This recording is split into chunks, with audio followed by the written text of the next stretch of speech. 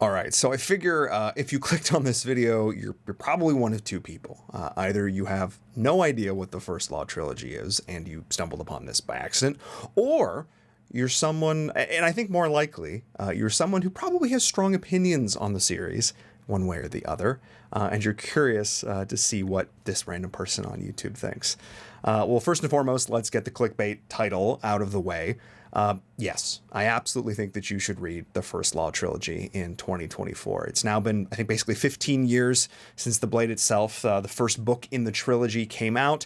And this is a series that I think is held up incredibly well. And I'll go into detail as of why. But if you're curious, stick around throughout this video. What is this all about? Well, basically, if you are a fan of adult fantasy, reading about a living world where the stakes are very real, with deep and complex characters, and you're not always a fan of happy endings, then I highly recommend that you stick around to learn a little bit more about it, because a lot of people consider to be this book, or this series, I should say, the series that really kind of brought grimdark fantasy sort of to the fore in the last 15 or so years.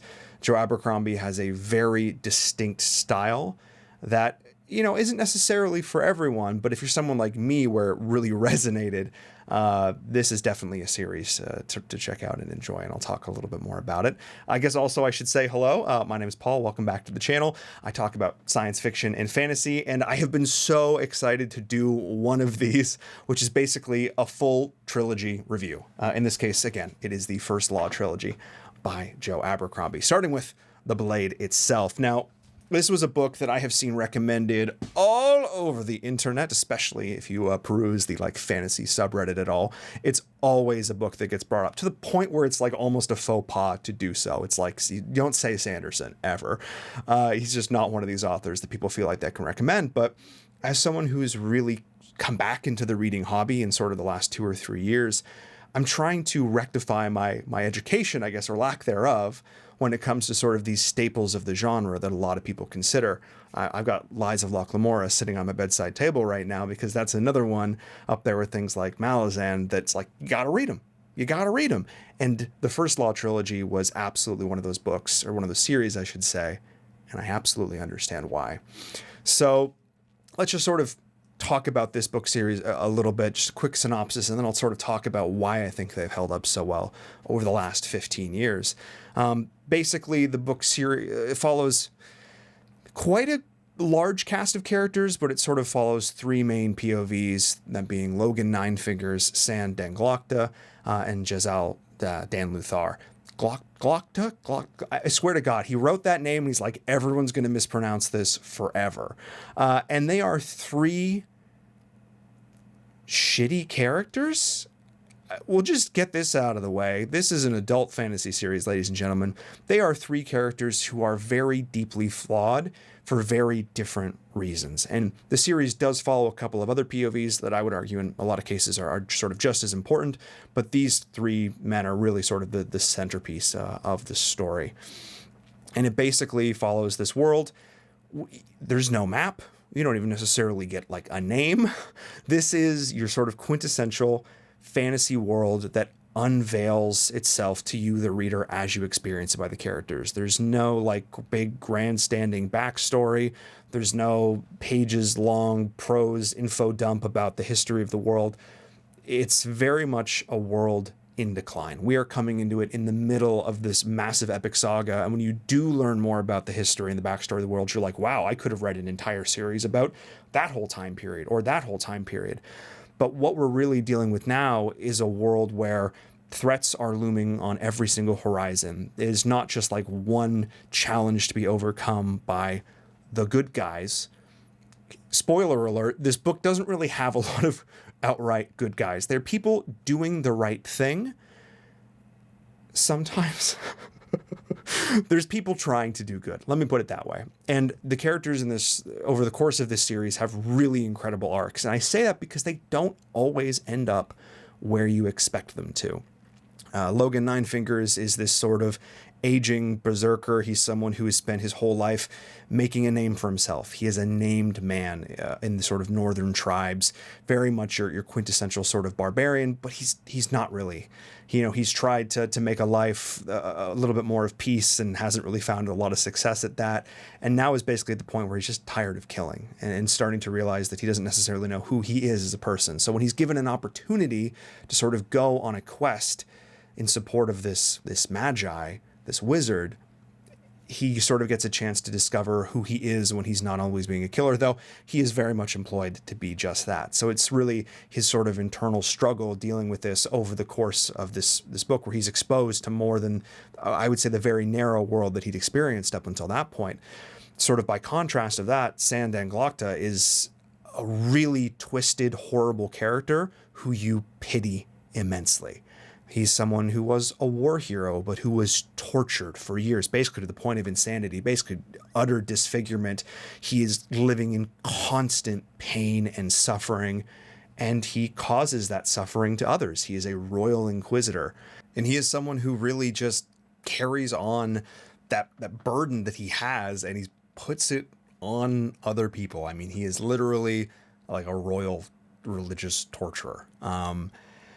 And then you have this last very just he's a shitty little character at the start of the series, and he's probably got one of the funnest arcs over the course of it, which is Jezal, and he is this rich, pompous, arrogant, thinks he's better than everyone else, noble, like your quintessential like fantasy noble character, who is set a very difficult task that he doesn't necessarily think he's going to be able to accomplish, and then proceeds to just try and make it happen out of pure spite.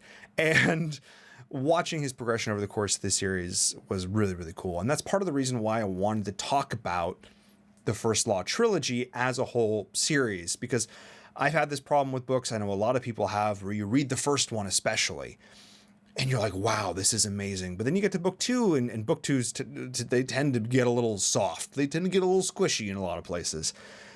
And then you get to book three, or maybe you don't even get to book three. And you're like, oh man, I really couldn't make it through book two, etc. Like, how does this whole series hold up?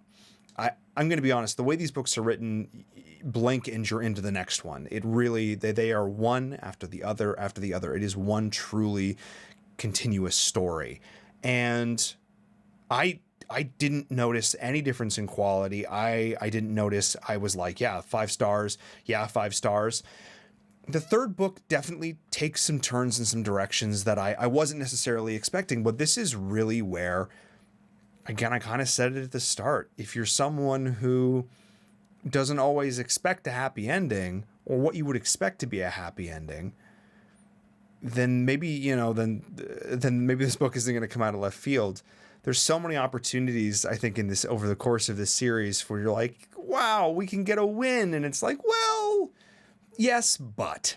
And it's not quite Dresden Files bad. It's not like, oh, you thought it could get worse? No, infinitely worse. Literally the reason I could not finish the Dresden Files, I know, sacrilegious, because Harry just couldn't get a break, ever. Like, ever. And, like, maybe at the end of the book, there's some, like, oh, okay, and then it goes downhill again. This series doesn't quite go that far. Like, characters do get wins, which is, hard-fought wins, but they're layered as part of this bigger, broader story. And I think what really is interesting about this is the intrigue and how it's all wrapped together. And you're like, wait, this scene that happened near the start of book 1, it's come all the way back around here in book 3. And I do feel like the characters had these really rewarding arcs where they left off. And there are stories to continue to have. I haven't read the next books. I had bought them all, though. You can see some of them on the shelf there behind me. I have 7 more Joe Abercrombie books to read, and I'm very excited. But before I dove too much further into it, I just sort of wanted to talk about these 3. Now, one of the things I want to start doing more is sort of talking about how books are marketed versus how they're sort of executed. And I need to do that without knocking my mic all over the place. Now, the blade itself is, these are some of the descriptors for it. Bloody and relentless. Lord of the Rings as directed by Kurosawa. Immediate, daring, and utterly entertaining. And one of my top 10 favorite series of all time. That was from Felicia Day. I think the Kurosawa reference, that's why I wanted to sort of mention this, is this very much evokes images of old samurai movies. There are definitely moments, especially when it comes to the combat and the fighting, and there is quite a bit of it, where you just get painted such a beautiful, visceral picture. And I think that's something that Abercrombie does incredibly well, is his fight sequences. I think his dialogue is where this book shines, but I think a lot of people will get caught up in the fight sequences, the action, for sort of good reason. And it's done in such a way where it really accentuates what we already know about the characters. Combat is just another way for characters to showcase who they are as people. And I think that's one of the things that really stood out to me about this series above almost everything else. It's how combat is used as a plot device. Now, normally, you know, there's a lot of like very low, in a lot of fantasy novels, let's be real, there's a lot of like low calorie combat. Let's put it that way. It's just there to be flashy. It's just there to be cool. It's just there to go, wow, we did this thing and wham, bam, awesome. This book is like, we've described and told you about this character. We've set up who they are personality wise. And then they're put in a situation in combat where they can fight or they can run or they can show mercy or not.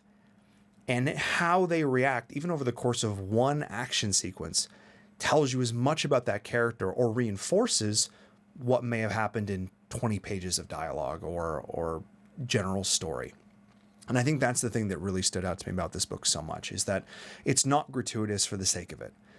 It is brutal and dark and bloody and, you know, I'm just say brutal again, because it does not pull punches. Like, if you're someone who's like, I mostly tread in romantasy and cozy fantasy, this may not be the book for you.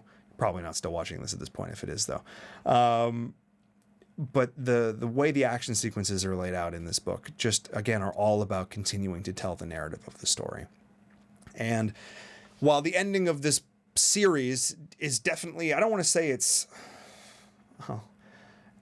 definitely not the ending that I was necessarily expecting, but is also, I think, the ending that makes sense. And I know some people had some potential issues with it, because it's definitely a bleaker ending than I think some people were expecting.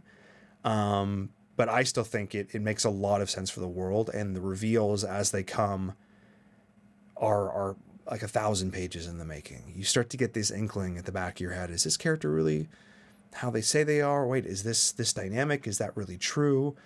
Is the world they're building around us actually accurate? Is that how it all went down? And the seeds of doubt are planted, but you don't necessarily, I mean, they're not always necessarily where you think they're going to come from. And the way it's paid off is just so satisfying and sad, but satisfying. And I think if you're going into this looking to just get a really complete and epic story in a world that feels alive and feels like you're jumping in the middle, not just like it started the day the protagonist woke up, then I definitely highly recommend this. 15 years later, I can see the influences that this book, this series, has had on other works over the last decade and a half. It's very obvious how much of an impact that Abercrombie has had on a lot of other writers in the genre and without, I would say. And if you're someone like me who's looking to go back and check the boxes and say, look, I want to read the staples of the fantasy genre, I don't think you can do that without reading First Law. So yeah, that's it. 15 years later, does it still hold up? Absolutely. I cannot wait to continue to read more books in the world of the First Law. And yeah, I'll definitely keep talking about them more on this channel as I do, because there's something about Joe Abercrombie's writing that really has resonated with me. And yeah, there's a reason I went and bought 7 more books in order to continue enjoying where this world goes. So yeah, that's it. Again, clickbait title, little apology, small apology. I'm definitely going to be doing a lot more. I need to get back into a sci-fi kick here, guys. I've been on such a fantasy bender the last little while. I have been reading so much and not making content. Not great on my part, but I'm very excited to continue to dive down the sci-fi rabbit hole a little bit more and continue to read there. So if you want to stick around and see what else I talk about on the channel, be sure to subscribe. And again, I will be posting a lot more stuff on social media. I've said that before, but it's for real. It's happening. I'm going to do book talk and stuff. It's going to happen. Oh boy, heaven help us all. But yeah, if you're curious to go check that out, links will be down in the description. And I'll see you for the next one. Cheers.